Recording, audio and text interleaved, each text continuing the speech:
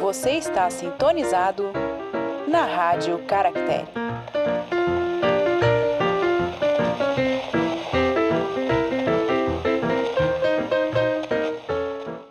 Olá, livrólicos de plantão! Sejam muito bem-vindos a mais um episódio da Rádio Caractere. Eu sou Suzane Madruga. E eu sou o marido. E hoje a gente vai falar sobre um conto. Qual é o título do conto, Glênio? É a Vênus. A Vênus de onde isso? De ilha. De onde? De ilha. Pode ser da ilha também, não tem problema. Vênus da ilha. Maravilha, vamos lá. Como é que é o nome do autor? Então, eu te devolvo a pergunta, porque você é a francófona da casa... E daí eu tendo a aportuguesar tudo e então, fica feio. Aportuguesando pra gente que vai procurar por texto, Prosper Mérimée, ou na pronúncia mais correta. Não sei se é a mais correta, mas usando o R no francês é Prosper Mérimée. Isso aí. Vamos aos tradicionais dados do autor. Ele nasceu no ano de 1803, em Paris, e ele foi historiador, arqueólogo, senador, tradutor e escritor romântico francês. Famoso, entre outras coisas, por suas sátiras, contos e novelas. Ele era devoto das artes e era profundo conhecedor da história e da língua francesa. Ele alcançou o primeiro sucesso literário ainda aos 19 anos de idade e antes dos 30 tinha algumas obras divulgadas diretamente por escritores simples e irrelevantes como Goethe e Pushkin. Ah, só isso. Só isso, com menos de 30, tá?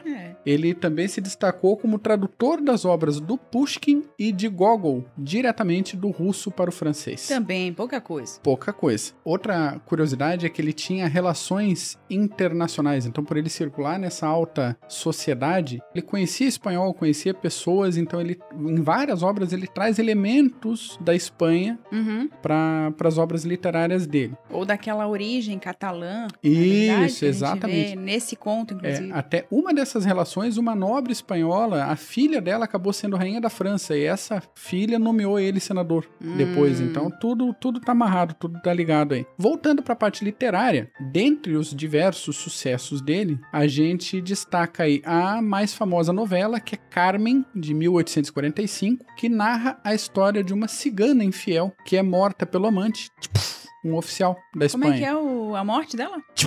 Eu não sei se foi com tiro, se foi com facada, eu só fiz o efeito especial aqui na hora. Essa obra foi transformada em 1875 na ópera Carmen, que é Qual é a morte da Carmen? Tá. Mesmo sendo com faca. E foi transformada na ópera, que está disponível no YouTube, nas internets aí. Então quem quiser, vai, se tiver oportunidade de ver num teatro, assista. Essa adaptação feita por Georges Bizet. Fiquem à vontade para ir atrás, não me responsabilizo. Outra obra de destaque... Não tenho nada a ver com isso, foi ele que fez. Isso aí, eu só falei. É a Vênus da Ilha, escrita em 1837, quando o autor tinha 34 aninhos. Um jovem. Um jovem escritor, um jovem intelectual, um jovem que escrevia bem pra caramba. Ele era bem relacionado também, né? Também. Vamos então ao conto? Vamos lá. Bom, o conto é uma coisa muito simples. Uma estátua de Vênus é encontrada num vilarejo distante.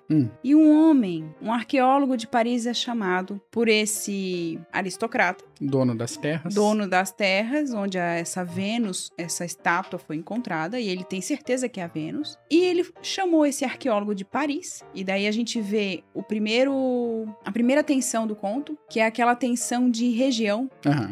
Você da capital e o outro lá da cidadezinha pequena. Vocês aí da capital acham que sabem de tudo, e olha aqui, nós com a nossa Vênus. E daí o que acontece? Após essa chegada do arqueólogo, ele começa a ter notícias dessa Vênus. Então a pessoa que vai receber ele, né, na chegada, diz: olha, o símbolo é maldito. Ele, por que o símbolo seria maldito? Responde ele.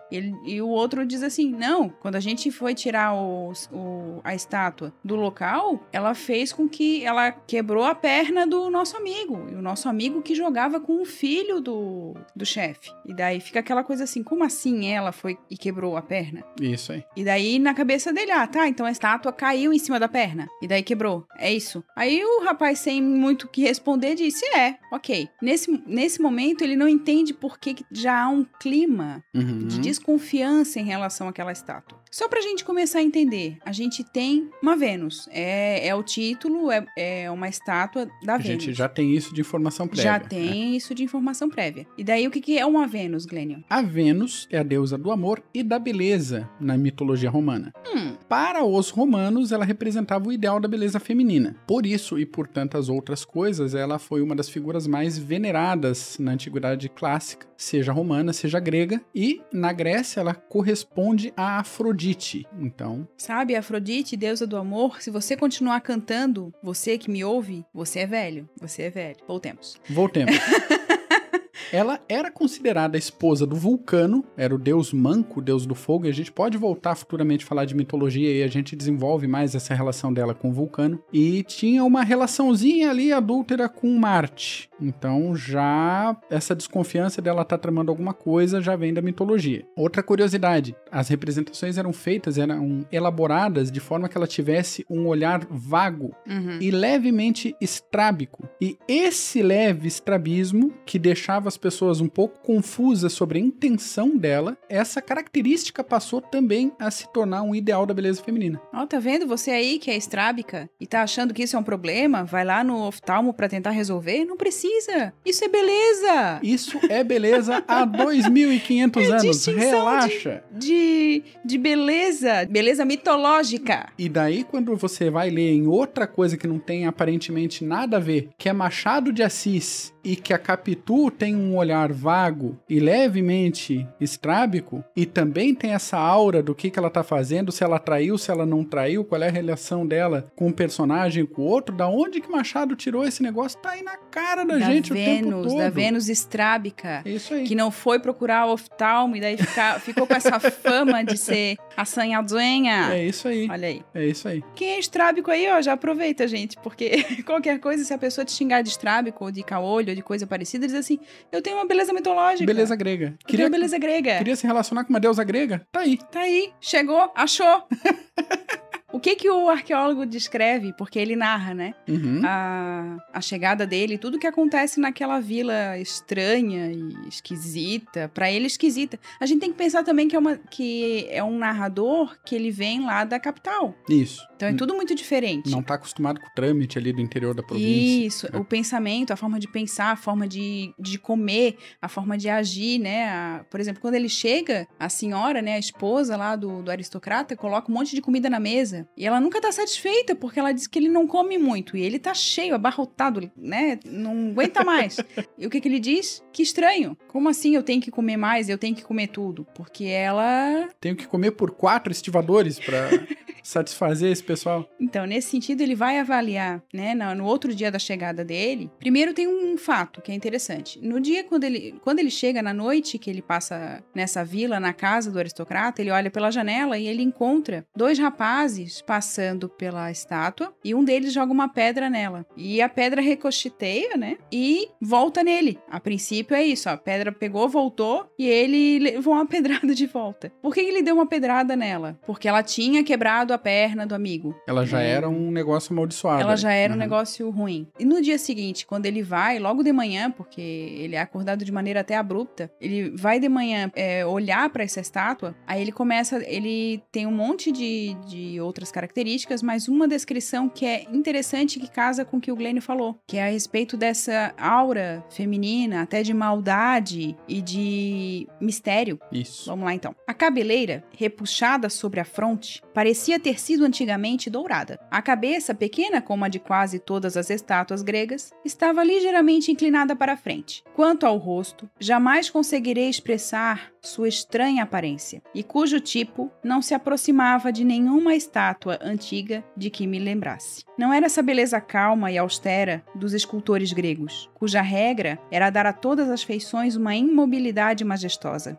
Aqui, ao contrário, eu observava, surpreso, a intenção manifesta do artista de reproduzir a malícia chegando às raias da maldade. Todas as feições estavam levemente contraídas. Os olhos meio oblíquos, a boca alteada nos cantos, as narinas um pouquinho inchadas. Porém, nesse rosto de inacreditável beleza, liam-se desdém, ironia, crueldade. No fundo, quanto mais se olhava para essa estátua admirável, mais se tinha a penosa sensação de que uma beleza tão maravilhosa pudesse se aliar à ausência total de sensibilidade. Aí a gente percebe o olhar oblíquo e novamente aquela relação com que você estava falando com a Capitu e tudo mais. E a gente percebe, ele se assusta, porque uma das coisas que é caracterizado dessa estátua é que ninguém consegue olhar diretamente pro rosto dela. E é isso que ele sente. Ele tenta há um bom tempo encarar a estátua e não consegue. Em determinado momento, ele acha umas inscrições na estátua. Até muito instruído pelo aristocrata que estava ali perto e estava já quase tendo um treco de nervoso, né, de excitação. Quando ele chegou perto, ele começa a ler umas inscrições. E ele acha uma delas e o aristocrata diz: não, olha, veja como é linda, vocês não vão achar isso lá na capital, lá em Paris. Novamente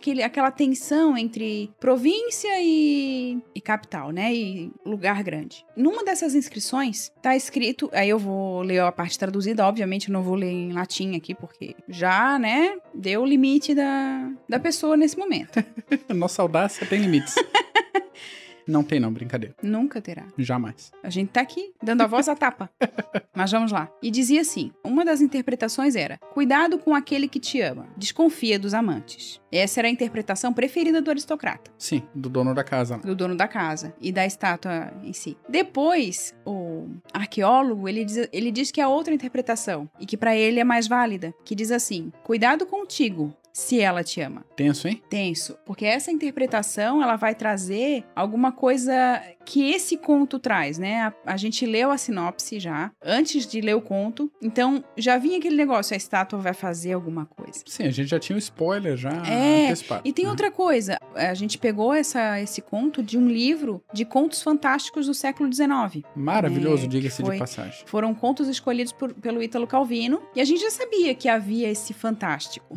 Então, o que a gente já tem nesse sentido e que o leitor que se interessar pode perceber e já pode ir lendo preparado? É um conto fantástico que conta a ideia de que uma estátua possa ter vida, que aquelas impressões que o arqueólogo tem da estátua não são simplesmente impressões colocadas nela por um artista, mas elas podem ser reais. Sim, porque em momento nenhum a gente tem uso de substâncias entorpecentes ou que alterem o estado, que até tem outras obras literárias, outros contos que a pessoa dá uma chapada com alguma coisa. Geralmente quando são contos de imaginação e mistério, como é o caso do Edgar Allan Poe, que tem a questão de fumo, de bebida. Aqui não, aqui tá... E a gente tem os contrastes de capital e interior são bem interessantes o tempo todo no conto. Em algum momento, eu cheguei a desconfiar, assim, essa confusão toda de interpretação do dono das terras, que tá mais próximo há mais tempo, que já estava nas terras onde foi encontrada Vênus.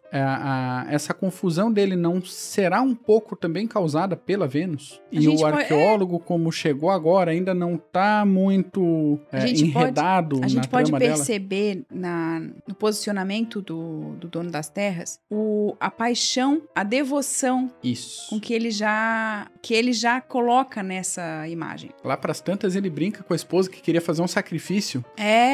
Então, isso que me puxou um pouco essa presença longa deles ali. Será que ela não tá já influenciando ele há mais tempo? Curioso ver essas camadas de influência num conto tão pequeno. Exatamente. É um conto pequeno que traz muita informação, inclusive. Isso. E daí, só continuando a história pra gente entender por que essa estátua, o que acontece com ela. A gente não vai contar o final, mas a gente vai chegar perto. O dono da casa tem um filho que vai se casar com uma menina muito rica. Isso 2 dias depois, né, da chegada do arqueólogo. Até o arqueólogo se sente um pouco mal, diz assim, eu vou dar uma olhadinha e depois eu vou embora pra não atrapalhar, né? E o dono da casa diz, não, você é convidado do casamento. Não vai ter festa, porque a menina perdeu a tia há pouco tempo e ela tá de luto. Mas você fica pra festa. No dia do casamento é que acontece uma coisa muito estranha, diferente, e que vai desencadear o impacto do conto. A parte parte em que a Vênus, em que esse símbolo, em que esse ídolo, essa estátua, ela então se revela. Uhum. Daí, só pra quem lê. Dados gerais. Um item muito importante para isso é o anel de casamento. Sim. O filho do dono das terras, o noivo, 26 anos, porte atlético, tal. Tem uma descrição até bem interessante dele. Uhum. Ele é jogador de pela. Pela. E ele tem um anel que tem um formato muito característico, né? Ele é uma herança, dando mais informação, é uma herança de família por linha materna, então objeto de tradição feminina na família dele, que a estrutura do anel lembra mãos entrelaçadas. E tem uma inscrição em latim que diz algo como sempre contigo. A explicação da origem desse anel diz que é um anel muito antigo, da época da cavalaria. Aí daí pronto, daí o Glênio já deu aquela coçadinha. Porque o senhor falou em cavalaria, já fica, né? É porque agoniadinho. Faz link já. A gente já tem o primeiro link com a época clássica, por causa da Vênus. Exato. E depois um link com a época medieval, das novelas de cavalaria. Não estou criticando essa coceirinha. Eu só estou dizendo que ela existe. Ela existe. Então, se por um lado tem aquela coisa dos deuses brincarem sempre com os seres humanos da época clássica, por outro lado, tem-se o ideal do amor cortês medieval. Uhum. E o autor joga isso na nossa cara, falando assim, poxa vida, esse casamento desse carinha aí de 26 anos, que é um casamento arranjado, um casamento de conveniência, quão longe isso tá do ideal de amor em que os amantes levavam o amor até a última consequência, que é o sacrifício das próprias vidas. Uhum. E isso tem a ver também com a impressão do próprio arqueólogo, que ele olha para aquele casal e ele diz, eles não têm nada a ver um com o outro. Isso. Né? Essa relação é bem interessante. E aí, literariamente, a gente vai entender o início do romantismo europeu, que justamente traz esses elementos de origem dos povos e origem nacional. Então, na Alemanha, um pouco depois, ali pela metade também do século XIX, a gente tem Richard Wagner fazendo óperas a partir de lendas germânicas, a gente tem o romantismo inglês estourando, a gente tem o romantismo francês estourando, a gente tem o romantismo brasileiro trazendo obras do passado indígena. Sim, e da origem da sempre população. Remetendo à origem desse povo, né? São locais, regiões, países que eles utilizam essas questões do início, das origens, das ditas origens, para trazer esses elementos de mágico e colocar isso no amor, né? Eles colocam isso nesse amor e colocam na ideia desse amor a finalidade, que é o sacrifício. Ou você só ama se você se sacrifica. É essa a ideia. Essa ideia neste momento. Isso, nessa época exatamente. Literária também. Não é o que a gente tem hoje de romancezinho, de novela da Globo, nada Exatamente. Já deixando um gancho para próximas leituras. Século XIX é também, além de tantas outras coisas, o século do nacionalismo. É onde os nacionalismos, principalmente na Europa, são levados à excelência. Então, onde também a ideia, história nacionalista, a cultura o nacionalismo na língua. Isso. Ele se espalha pelo mundo, ele chega no Brasil, essa ideia de nacionalismo linguístico. Só pegando um ponto, né? E daí a gente voltando ao negócio do casamento, trazendo mais elementos paralelos, o casamento é marcado para uma sexta-feira. Outro elemento paralelo que junta várias coisas, várias camadas aí, é que o casamento foi marcado por uma sexta-feira. E aí, eu não lembro quem que reclama, tá? Mas alguém reclama que sexta-feira é dia de Vênus e não se realiza casamentos em sexta-feira porque dá azar. Isso é prenúncio de desgraça. Então, melhor não. E daí insistem em realizar na sexta-feira mesmo. Sim, a insistência vem até do pai do noivo, do aristocrata. Então acontece um jogo de pela, é a partir do jogo de pela que a coisa pela de vez e o conto desanda. Sim, porque tem a questão é a seguinte. O rapaz, né, que tá se casando, ele é um ótimo jogador de pela. Então, uma das reclamações do outro rapaz do início do conto ter perdido a perna, né, porque a Vênus caiu em cima da perna e ele perdeu a perna, é porque ele jogava com esse rapaz. Isso. Eu acho que a gente pode explicar rapidamente o que significa esse jogo o que é pela. Vamos lá. O jogo de pela nada mais é do que um ancestral do tênis moderno. Então a bola era rebatida de um lado para o outro de uma quadra fechada. Podia ser batida com as mãos, podia ser batida com uma espécie de pandeirinho, uma raquete chata sem cabo, ou uma raquete mais completa, ou um taco. Tinha variedades aí. E se tem registro da prática da pela desde o século XIII. A importância, e agora também ligando aquilo que a gente falou de nacionalismos e a situação política da França, início do século XIX aí. Pouquinho antes da Revolução Francesa, a França estava em crise e se discutia, à torto e à direito, novas formas de representatividade dos deputados da França. Houve um impasse, claro, nessas discussões. Porque o rei sacou que se mudasse a representatividade, ele perderia a garantia de maioria na votação. Sabe aquele esquema de política de hoje em dia que perde a maioria na Câmara e o negócio vai pro final? Exatamente. É a mesma coisa, igualzinho. Só que daí o rei fechou a Assembleia Constituinte. Sim, porque o rei na época podia. Ele podia fazer isso, ele fechou. E claro que a burguesia ficou soltando fumaça pelas orelhas. É só pra gente entender também que essa questão da Revolução Francesa, ela não veio de um ponto do nada. Isso. De perto da Revolução. Já vinha de uma insatisfação muito longa, né? De muito tempo. Aí que esses representantes da burguesia se juntaram com o pessoal do baixo clero e com os sans-culottes, que era meio que os microempreendedores da época ali, o pessoal que tinha um comérciozinho, tinha produção pequena, mas não tinha aporte financeiro nem grande, por isso também não tinham grande representatividade, e se reuniram justamente no salão do jogo da pela e formaram uma nova Assembleia Constituinte para a elaboração de uma Constituição que limitasse os poderes do rei. No mês seguinte, no mesmo salão, esses mesmos representantes formaram uma nova Guarda Nacional na França, e dali, da quadra do jogo da pela, saíram para a tomada da Bastilha. O juramento feito entre eles de liberdade, igualdade e fraternidade é conhecido até hoje como o juramento do jogo da pela. Olha só. E daí a gente tem, durante um jogo de pela, a decisão do que acontece no final do conto. Porque desencadeia desse jogo da pela. Leia um conto, gente. É muito interessante. Leia um conto, é isso aí. E com essas dicas que a gente tá dando, então, credo. Fica mais legal, né? E daí a gente tem o seguinte. Dia do casamento, o moço tá lá, todo prontinho, todo arrumadinho, todo cheiroso, né? Crocante. Tá crocante. Tá um chuchu. Um pão, pra quem é mais antigo. Gratinado. Um croissant. Croissantzinho fofinho. E daí, ele tá lá assistindo o jogo de pela e de repente ele percebe que ele pode entrar. Do nada, ele tira o anel da noiva. Que tava no dedo dele, que tava no dedo, porque ele não acreditava em ninguém. A gente tem que entender isso, era uma joia de família. E ele coloca no dedo da estátua. Afinal de contas, a estátua não vai sair do lugar, não é mesmo? É mesmo. O narrador, ele diz o seguinte, que a Vênus estava numa pose de jogador de morra. O que é um jogador de morra? Comentários esportivos com Glênio Madruga. Não, hoje, né? Hoje a gente tá quase o esporte espetacular. Espetacular do século XIX. Esporte rádio caractere, e aí vai.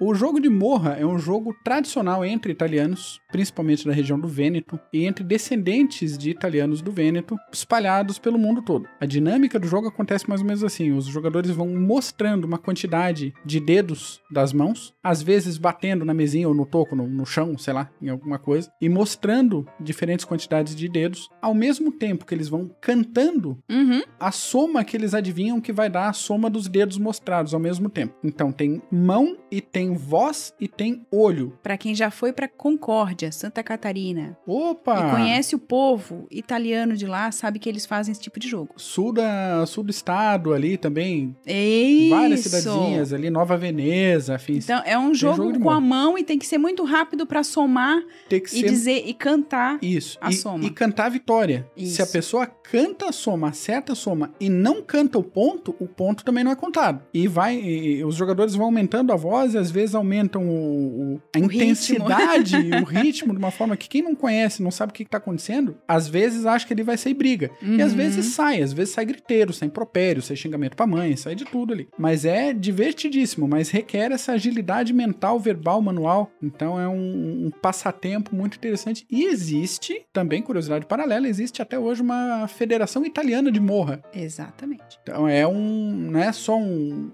joguinho do pessoal do interior. Não, existe. É tradicional. É tradicional. É tradição italiana. Tem variedades, mais rápido, mais lento, cantado, não cantado. Então tem toda geralmente em feiras, em eventos que tratam da cultura italiana, geralmente tem esse tipo de jogo. Né? Isso. Então, a Vênus estando numa posição que lembrava um jogador de morra, supõe-se que ela estaria meio abaixada e com alguma quantidade de de dedos esticados, ou não. Alguns Exato. esticados, outros contraídos. E nesse sentido, o narrador ele traz um elemento que ele não tinha falado ainda, que era de como estava a mão da Vênus. Sim, até então eu imaginava a Vênus como aquela Vênus clássica, Sim. numa concha, que é a origem dela, mitológica, ela surge de dentro de uma concha, com uma espuminha lá, tem toda a história dela. Então ela de pé, normalmente, com o cabelo, cobrindo ali as partes íntimas, o negócio, mas, né... Bem mocinha. Bem mocinha. E essa Vênus, não, ela tava numa posição diferentona. Exatamente. E nesse sentido, ela tava com esses dedos aparecendo e o rapaz coloca o anel no dedo da estátua. Só pra deixar claro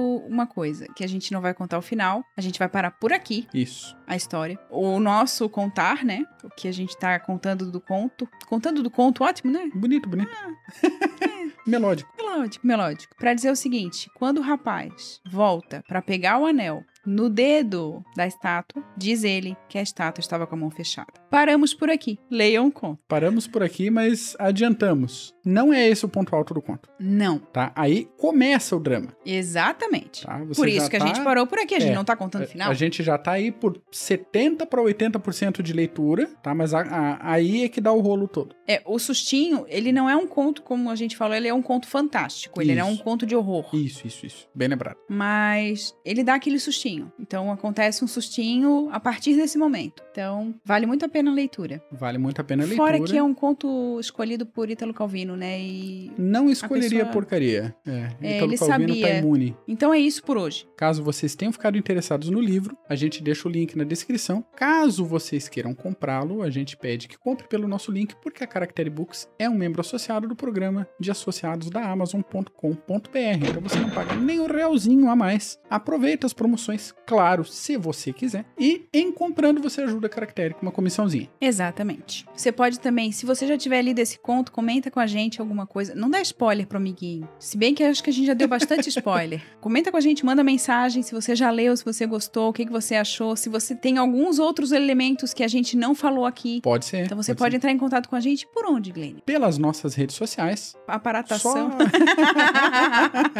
Procura aí Caractere Books, por aí a gente tá no Facebook, no Twitter, no Instagram, no YouTube. Se você tá acompanhando esse episódio pelo YouTube, a gente recomenda que você entre na podosfera, baixe um aplicativo ali, pode ser o Apple Podcasts, o Google Podcasts, qualquer outro. Toda vez que tiver episódio novo, vai cair no seu celular. Vai ter notificação. Vai cair no seu celular. Olha só essa construção estranha, né? A gente imagina um negócio caindo, pá. Mas não é isso. Ou então, se você tá pelo celular, inscreve lá no nosso canal e por qualquer meio possível, mande aí uma mensagem pra gente. Exato. Se não quiser, redes sociais também, contato@caracterebooks.com.br. E o nosso site, né? Você pode encontrar outros podcasts, outros episódios no nosso site, caracterebooks.com.br. Isso aí. É isso? Chega por hoje. Já falou demais? Já falei. Tá cansado, bem? Comentário esportivo. Cansa. Comentarista esportivo do século XIX. Cansa. Mas jogo isso de já pela é e jogo de morra no mesmo episódio. Já Chato. cansou, né? Tá suado? É isso, gente. Ótimas leituras pra vocês.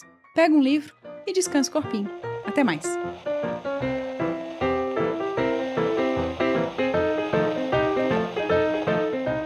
Você acabou de ouvir mais um episódio da Rádio Caractere.